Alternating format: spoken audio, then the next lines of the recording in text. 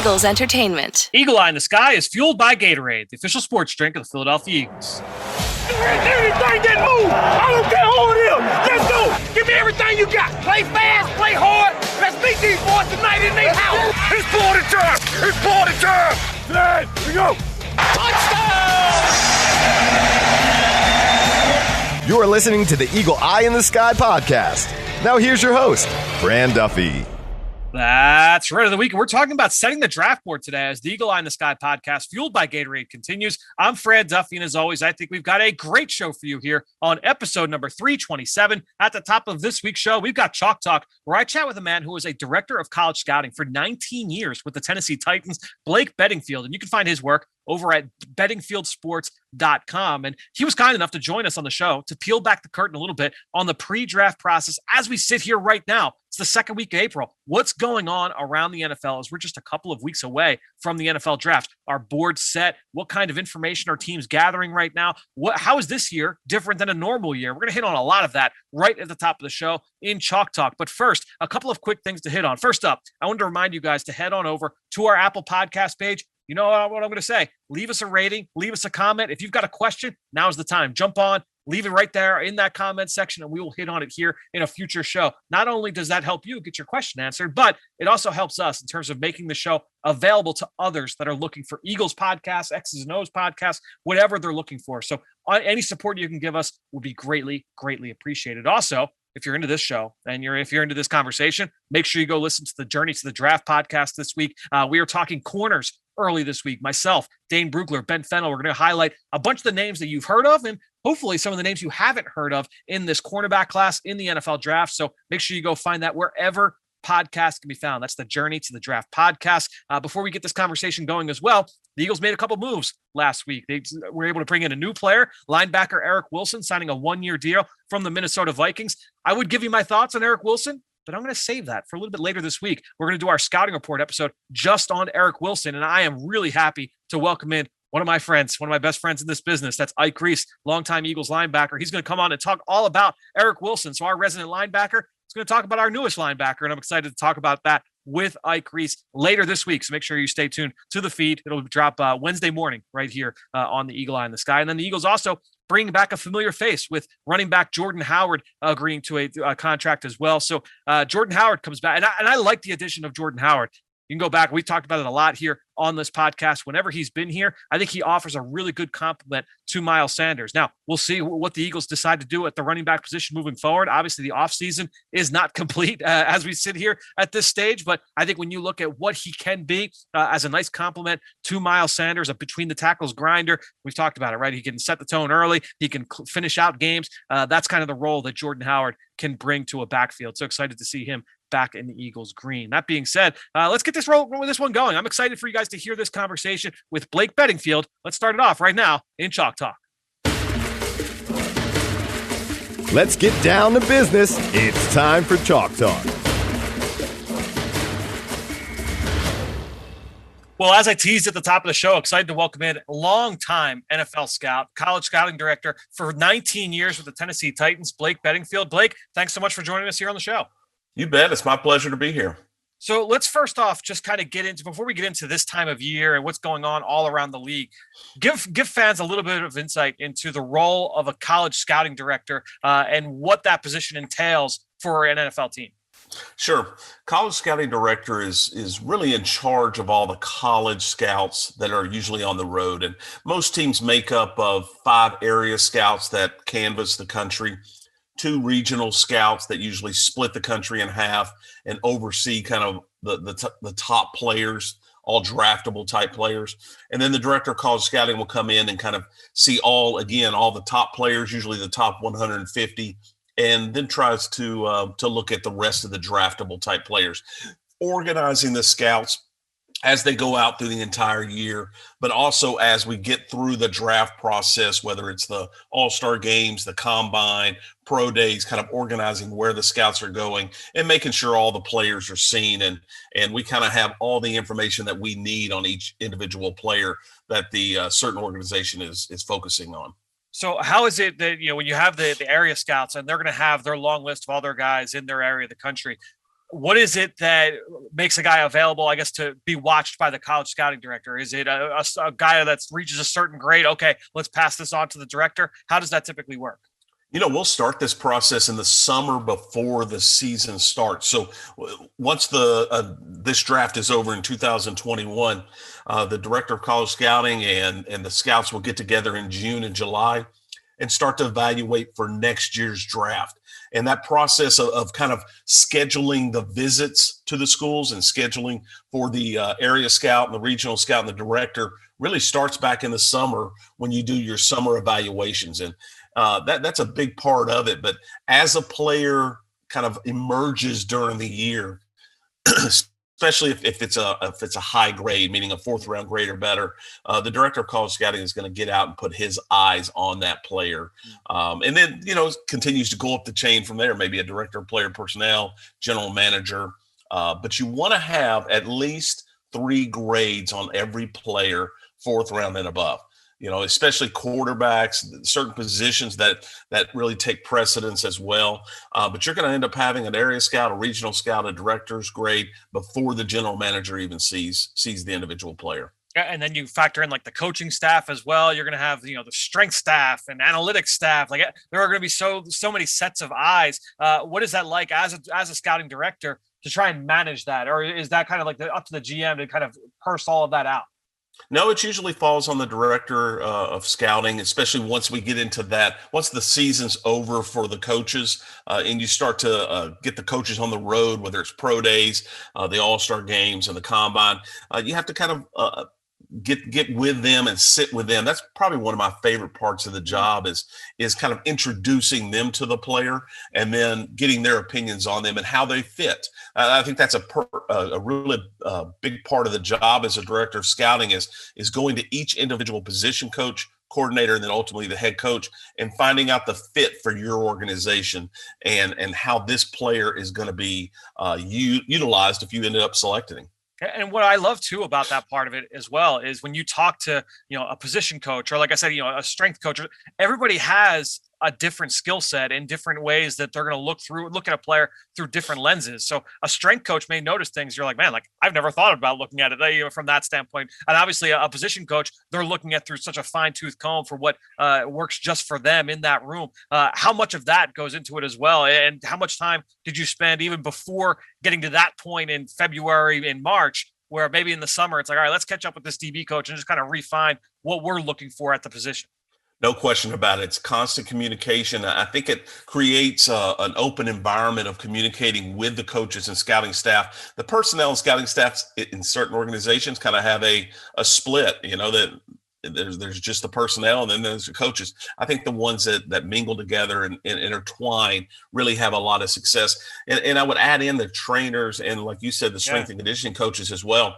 If there is a player that's had an injury throughout the year, I will get with the trainer, the head trainer usually, and sit down and actually watch game film with the trainer to see if that injury is still hampering him, if there's something that's just not firing the way it should be firing, and if he's not playing up to his capabilities physically. I like to get with the trainer and sit with them too, not actually asking them to evaluate the player and the talent, but just the injury. And, they've seen it so many times, maybe the rehab process, they're still in that part, or there are other muscle groups or other things that are happening to that player because of the previous injury. So it's a big, you have the building, everyone has their expertise. And I think if you use your expertise in that manner, you will have a lot of success. It creates a lot of, good nature within the organization, sure, but it creates accountability too. If you're accountable as a position coach for defining exactly what we're looking for, and the scouts go and find that player, there is accountability on every level of the organization, which I think is good. Yeah, and I love that. They just, you talk about sitting down with a trainer watching film, and there are times like you go to the Senior Bowl and maybe there's a strength coach that's at the Senior Bowl, or strength coaches that are at the Combine. They all go out there every single year to Indianapolis, and a fan might say, well, why would a team strength coach be there? Shouldn't they be working with their players? And it's like, no, they go to weigh-ins, they go to workouts. They're trying to see how these guys are built and trying to make sure that they've got notes on that as well, and they're able to supply that up the chain. So that collaborative process is so interesting to me. We talked about different parts of this process. But let's get to like right now. And maybe that time has just kind of passed, but what's going on with all 32 teams in draft rooms across the league as we sit here in early April? This is a fun time of the year for a scout or for a director of scouting. This is you're really on the cusp of taking of the players that you've been evaluating for over a year, something that you kind of put that final touch on. And right now you're having draft meetings and you're going over all the players. You're going to go over their medical. You're going to go over their background. You've already had meetings usually in December or January about their physical talent during the year. What's the updates now since the season has ended? Tell me a little bit about the All-Star game. We're going to go over the combine, if they had a combine, which they didn't this year. Going to go over the pro day workouts. What has changed in this player from what we saw, which is the most important part, in the fall when they were actually playing football? This year's draft, with so many players that opted out, there is so much background that needs to be investigated with so many players that didn't even play in 2020. Where have they been? What have they been doing? Have they been working out? Where? That type of thing. So there's so many things that can go on, but there's so many different other things as well. You know, with certain organizations, you have a psychologist that has interviewed a number of these players. You have the background reports, meaning like on-campus police at the different universities, FBI reports. You've got a lot of the other things other than just football right now that's important, and then the ultimate, which is the medical. This will determine who ends up on your board or can be taken off outside of just the actual football ability. This could be something, and this is where I talk about everyone having an expertise. Your medical, your orthopedic surgeons, your trainers can determine who is on your board or off based on a medical condition.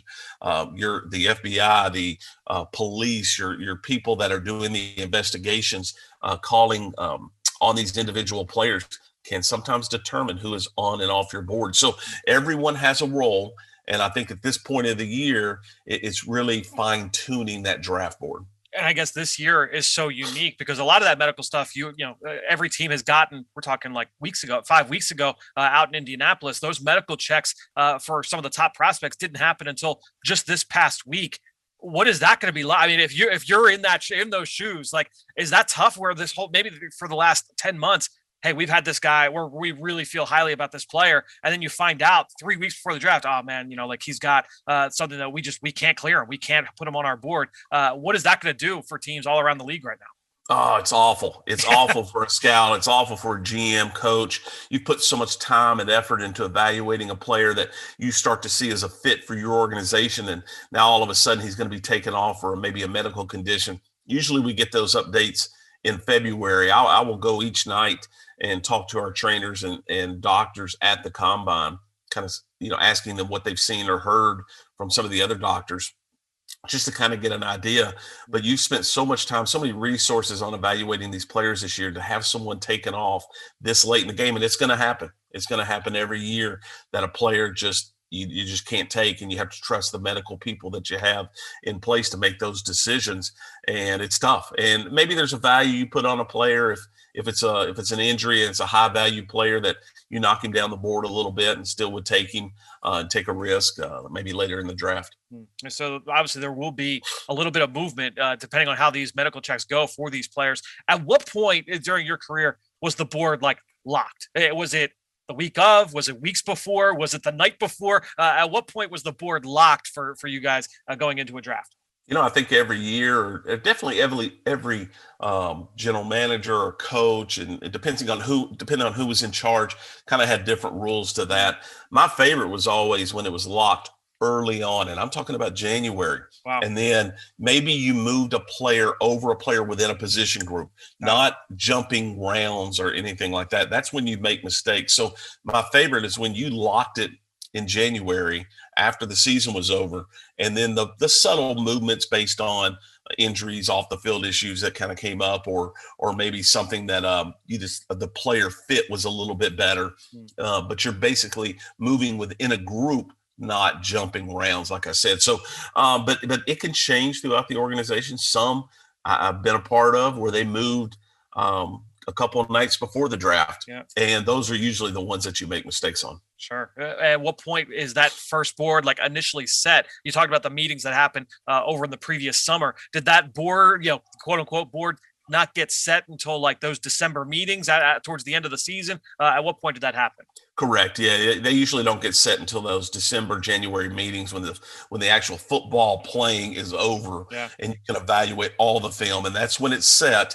And then you have little subtle adjustments throughout the process for the next 4 months. And then just for fans that have never, they may think that when they think of draft board, maybe they think of Mel Kiper's big board, and it's just a group of 30 players. What does a board look like? And did you guys have multiple boards? How was it that you guys structured it? Not giving away too much secret sauce. Sure. No, definitely. The best board that you could be a part of, you can have a top 100 board of players and kind of be able to identify the names on that top 100. But I think the best board is when you rank them vertically and horizontally by position. So you can horizontal board and see the top players in the draft that are still available, but vertically within a position group as well. And that gives you a good idea of the depth of the draft that's still available as that process gets faster with those 5-minute selections. You really need to have the board set and be able to view it. The horizontal part allows you to see any player that you have ranked high that's still on the board, but that maybe isn't a position of need, but could be a best player available type situation. And you can't ignore those type players. And I know in the past, we've had a lot of success with that, going up and taking a player that wasn't a position of need, but just happened to be really high ranked by the scouts. And when a general manager selects those, you end up having a lot of success with those type players because they fell for whatever reason, maybe too much depth in that at that position. But if you can take them and sit on them, you end up getting a good player. I try and really explain this as much as possible to fans, but after every draft, every coach, every GM, comes out of the press conference and says, we couldn't believe so and so was there. We had a first round grade on, we had a second round grade on him in the 4th round. But that's a real thing that happens because all 32 teams have boards that are going to be different from each other. So typically you're going to see that, right? I mean, that's not just lip service. No question. It happens all the time. And, I think if you end up having that, a couple of years ago, we took a Daquan Jones, a defensive tackle out of Penn State in the 4th round. All of our scouts had a late first, early second round grade on the player, and he just happened to be there in the 4th round. Wasn't a position of need at that point, but the general manager could not pass him up and took him, and he's still in the league today and playing at a high level, playing as a late first round, early second round graded player. And so the grade was justified and the draft choice was of great value in the 4th round. So I think when you get those type situations, you really have to accept them and just take it instead of taking a position of need. I think when you start taking a position of need, you end up having a lot more failure or not the value of the player of the pick that you ended up selecting him. And then lastly, just when you get to this time of year, we're just a couple weeks out from the draft. And I guess this year it's more unique just because of the nature of how the process was. What kind of information is trying to be secured this time of year? What is that process like? This is the time of the year that scouts get a little nervous because they want to have every player identified, all the background. The playing stuff is not something you worry about now, though. The actual ability, it's the off the field. Did I find out everything? Now you're checking with all your kind of friends in the league that have the similar players. Scouts, even though they work for different teams, kind of work together a little bit on background type stuff. You don't want your a scout from another team to fail, by having not having the background. You're not going to give up any kind of pertinent information on where you're drafting or anything like that. But this is where you're calling extra high school coaches, counselors. I know we drafted a couple players that were Major League Baseball players. I called the GMs of Major League Baseball teams to ask what they knew about the player. So there was a lot of tying up loose ends, but also I'm actually contacting the players at this time of the year. Just making sure I have the right cell phone numbers, making sure when we call them and tell them we're going to be drafted, I'm also asking them who's calling them from other teams. And they're usually free to offer that information. And I know that's been very helpful in past drafts where I knew a player was being looked at by a certain team. And I knew we had to select them in a certain round to get them. So just based on conversations with players. So, it's good to continue to work all the way up until that selection's made. And then just kind of like wade through the media stuff, whether it's reports about, like if it's an NFL insider reporting that, this player is working out for this team or showing interest for that team. How do you kind of wade through that, knowing that everybody refers to this time of year as lying season? There is a lot of that goes on. But there are some people with loose lips too that tend to say things they shouldn't, and you end up knowing those people in the business, and you end up knowing the certain media members that can get that type of information. Some that are just putting out information, and some that actually have contacts. And those are the ones that you're listening to. Those are the ones that you're keeping an eye on when they report something. Is it a little bit weird too I guess with this year with no combine? I've joked about this in the past, like you go to the combine after workouts, you go out for drinks, you go to Elmo's, you go to this bar, that bar, maybe the loose lips aren't flying as loose this year. A little bit different. I would think everyone's a little bit more tempered, but you're still seeing plenty of that stuff out there. No question about it. And you know who to get around in those type of situations, especially out at bars, or you know who's willing to talk, especially if you buy them a drink or two. But and that's always good to know. So you can find out a lot of information that way. And it's over my 19 drafts that I was a part of. There's been a number of circumstances where that stuff was helpful. Well, Blake, this has been awesome. Thanks so much for helping us kind of peel back the curtain a little bit on this part of the pre-draft process. Stay safe, stay healthy, and hope to talk to you soon. You bet. Happy to do it anytime. Love talking draft, love talking ball. Great stuff from Blake, who you can follow on Twitter, just like I do, at Blake Bed. And while you're at it, I'm at Eagles XOs. That's where I post all the podcasts I'm a part of and all of our X's and O's content that we produce with Eagles Entertainment. You know how much I appreciate everybody that promotes this podcast on social media. That's one way to support the show, but the best way is to go on Apple Podcast or Stitcher, leave us a rating and leave us a comment. I want to give a shout out today to someone who did exactly that. Golden Eagle 26 left a 5-star review saying, "Hey, Fran, thanks for doing such a wonderful job of keeping the fans informed and involved throughout the year. I'm always learning something new or seeing it from a different perspective. Just like most Eagles fans, I was upset when I found out that we had traded back in the draft because I wanted either Kyle Pitts or Jamar Chase. However, I have to give credit to Howie Roseman because if there's one thing, he always has a vision, especially when it comes to trades and collecting picks for down the road. I think that Jalen Waddle, one of the best receivers, will be available at 12 overall. As long as he has a good fit and on the same page with the quarterback and is not injury prone, I am good." So Golden Eagle, appreciate the comment. Thanks so much for leaving that. And thanks so much for the 5-star review. We talked about this when the Eagles made the trade. I like the idea of, number one, you collect that extra first-round pick for next year. Now you're up to potentially 3 first-round picks. That gives you so much flexibility for next season. And you could do with those picks whatever you want, whether you're going to try and make a move for one position, if you want to try and kind of bolster a couple of different spots. The Eagles have optionality here for 2022. And just having that for a team that's trying to acquire as much young talent as possible, that's huge, number one. You also got a couple extra picks for this year as well. So continue to bolster the war chest for this year. And that's big for this team. Again, trying to get as many good young players as possible into the program. But then, too, when going from 6 to 12, when you know that there are going to be this many quarterbacks going high in the draft, the Eagles have the ability to be able to get a good player still at 12 overall. And with all of these picks, you still have the ability, whether you want to move back up, whether you want to move down.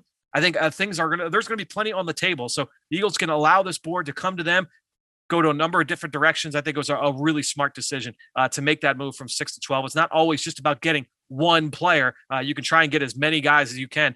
So many teams very often find a lot of value in trading down. And obviously the Eagles in this scenario did exactly that. So thanks so much to Golden Eagle, and thank to all of you out there for your continued support of this show and all the rest of our podcasts here with Eagles Entertainment. That being said, I think that'll do it. Another show in the books here on the Eagle Eye in the Sky podcast, fueled by Gatorade. For everybody here at the Duffy House, I am Fran Duffy. We'll talk to you later this week.